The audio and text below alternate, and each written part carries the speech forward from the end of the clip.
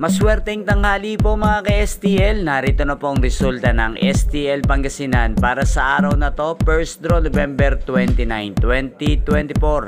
Araw ng Biyernes. Naway ang mga natayan nyo pong mga numero kanina ay manalo nawa ngayong tanghaling ito, 12 PM. Kaya kunin nyo na po yung mga tickets.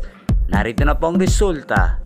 Ang mga numerong nanalo sa STL Pangasinan ngayong tanghaling ito, November 29, 2024. 12 PM, first draw result 35 at 18 in exact order. Sa lahat po ng tumaya kanina sa STL Pangasinan para sa first draw ng 35 at 18, congrats po sa inyo. Panalo po kayo. Again, 35 at 18. At shoutout po natin ngayong tanghaling ito sa STL Pangasinan, si Ate Brenda.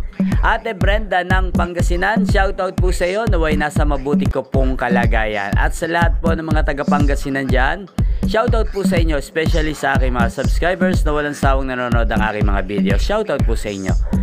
At inyo pong napanood ang resulta ng STL Pangasinan sa channel na to, Roderick Hernandez TV. Maraming salamat po sa patuloy niyo pong panonood at pagsuporta sa aking channel.